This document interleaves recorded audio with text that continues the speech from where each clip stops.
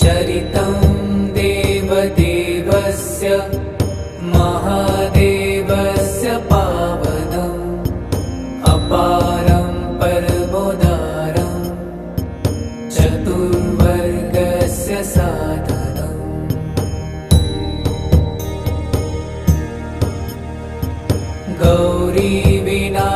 गौरीविनायकोपेतं पञ्चवक्त्रं त्रिनेत्रकम् शिवं ध्यात्वा दशभुजं शिवरक्षां पठेन्नरः।